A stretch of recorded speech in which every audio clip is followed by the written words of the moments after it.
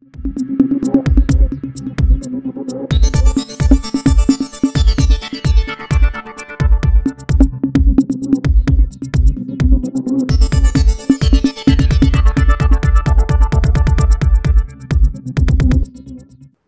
sama Anies Baswedan kan? Gue yakin lo kenal. Anies ciri-cirinya itu selalu meninggalkan banyak masalah. Kini yang tertimpa masalah penggantinya di Jakarta. Pelaksana Gubernur Heru Budi Hartono harus pusing dikejar anggota DPRD karena sampai saat ini nggak ada tuh laporan pertanggungjawaban dari acara Formula E yang menghabiskan duit ratusan miliar. Sebetulnya soal laporan pertanggungjawaban ini udah lama dikejar. Tapi Jakpro sebagai pelaksana acara hanya menyampaikan laporan singkat saja. Direktur bisnis Jakpro saat itu, Gunung Kartiko, cuma ngomong doang di depan anggota DPRD DKI. Kata Gunung, acara Formula E kemarin itu mendatangkan keuntungan sampai 6,14 miliar. Hanya saja laporan lengkapnya, kata Gunung, masih dalam proses audit. Jadi belum ada laporan tertulis. Emang sih ngomong dapat untung gampang. Tapi masalahnya mana buktinya? Wong laporan saja sampai sekarang belum diserahkan. Dan anggota-anggota DPRD itu belum bisa memastikan apakah omongan itu cuma pepesan kosong atau pepesan gosong. Keuntungan Formula E jadi cuma di atas lidah doang. Di atas kertasnya belum ada. Kini sebagian besar petinggi Jakpro udah diganti sama Heru. Heru Budi Hartono merombak semua karena memang barangkali isinya yang kemarin itu tidak sesuai dengan visi gubernur yang baru. Masalahnya soal Formula E ini tetap wajib dilaporkan. Kan menggunakan uang negara, menggunakan uang rakyat. Jadi sekarang yang ketiban pulung ya Heru dikejar-kejar. Padahal kita tahu babak belurnya Formula E itu karena kengototan Anies. Bahkan ia berani keluarkan biaya sampai 560 miliar untuk bayar komitmen fee kepada pihak penyelenggara Formula E. Maksud saya kepada pemegang lisensi Formula E. 560 miliar. Gua maklum Anies berani keluarkan duit sebanyak itu. Ia emang lebih suka program yang gebiar, menyedot perhatian. Untuk apa? Agar ia dibicarakan, bisa menaikkan popularitasnya. Buat apa juga naik popularitasnya? Karena memang ia ngebet mau jadi presiden. Sebetulnya nggak ngebet, ia kebelet. Nah, Formula E di mata saya lebih kuat bobot politiknya ketimbang bobot manfaatnya buat masyarakat. Lebih kuat bobot kampanyenya. Duit ratusan miliar bisa dibilang melayang gak karu-karuan kemana, gak jelas. Angka 500 miliar itu bukan hanya untuk gelaran Formula E cuma sekali doang tahun 2022 kemarin. Tapi komitmennya untuk beberapa tahun ke depan.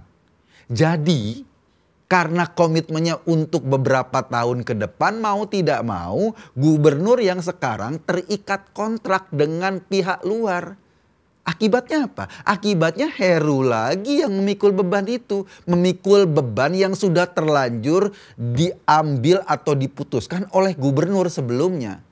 Kalau misalnya ya tahun 2023 Formula E mau digelar lagi, Jakarta itu harus keluarkan lagi loh biaya komitmen fee sampai 90 miliar. Sementara problemnya sampai saat ini aja nggak jelas apa benar Formula E yang digelar kemarin itu untung seperti yang disampaikan Direktur Jakpro Gunung Kartiko pada saat itu. Apa manfaat sebenarnya gelaran balapan Tamiya itu bagi warga Jakarta? Wong sampai sekarang KPK saja masih terus melacak kasus ini. Wajar sih komitmen fee yang dibayarkan Anies bisa dibilang keterlaluan besarnya. Kalau dibandingkan dengan penyelenggaraan Formula E di negara-negara lain. Paling besar negara lain membayar komitmen fee kepada Formula E paling cuma 18 miliar doang sekali gelaran. Lah kita sampai 560 miliar. Itu berapa kali lipat. Duit segitu kayak dibuang mubazir. Dan KPK akan terus melacak ini. Masalahnya barangkali agak susah dilacak sekarang karena sudah campur baur ketika Anies dideklarasikan sebagai calon presiden. Nanti dianggapnya ketika KPK mau melacak sebagai penjagalan politik. Nah, kembali lagi kepada masalah Formula E. Anies waktu itu berani menyetujui kontrak dengan pihak Formula E untuk beberapa kali penyelenggaraan. Bukan cuma untuk tahun pada saat dia menjabat gubernur DKI, tetapi untuk tahun-tahun berikutnya. Sementara Oktober 2022 lalu kan dia udah nggak jadi gubernur, udah jadi pengangguran yang bisa keliling-keliling Indonesia.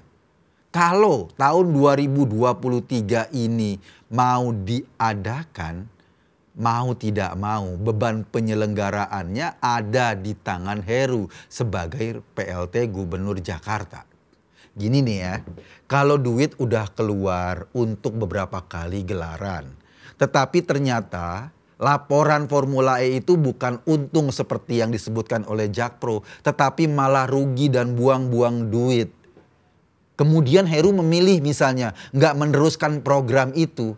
Dia mungkin akan kena masalah karena dianggap merugikan negara. Kenapa? Karena duit yang 560 miliar jadi angus. Jadi nggak bisa lagi dicairkan. Wong itu DP kok, komitmen fee kok. Kan duitnya udah digelontorkan dulu sama Anies. Misalnya jika dia putuskan oke deh ketimbang gue jadi pesakitan, gue terusin aja Formula E itu. Kan terpaksa harus ngeluarin duit tambahan lagi. Inilah serba salahnya. Apalagi kalau misalnya laporan yang tidak jelas itu ternyata sebetulnya rugi besar. Serba salah kan? Sial banget ya Pak Heru ini. Anies yang makan buburnya, Heru yang dipaksa mencuci piring. Emang sih di mana-mana ketika Anies pernah bertengger, ia selalu mengundang banyak masalah. Coba lo lihat sekarang deh. Ketika ia baru saja di-endorse oleh Nasdem sebagai capres. Belum sih, belum cukup sebagai capres atau belum bisa dikatakan capres. Wong Nasdem tiketnya belum cukup, tapi gayanya Anies kan udah kayak capres beneran. Udah pura-pura udah kayak dia mau kampanye menjadi presiden. Ia keliling kemana-mana untuk nyolong start kampanye. Secara etika ini bermasalah. Itu kata Bawaslu yang memperingatkan agar gaya kampanye seperti itu ya jangan diteruskan. Melanggar etika. Ya tapi mau gimana ya, dasar dablek. Kalaupun bermasalah ia kayaknya cuek aja. Emang hobinya selalu meninggalkan masalah pada setiap jejak kakinya. Jejak genitalnya, maksud saya jejak digitalnya itu selalu membuat masalah di mana-mana. Kasihan Pak Heru yang ketiban pulung Formula E. Gue Kakun tadi. Terima kasih.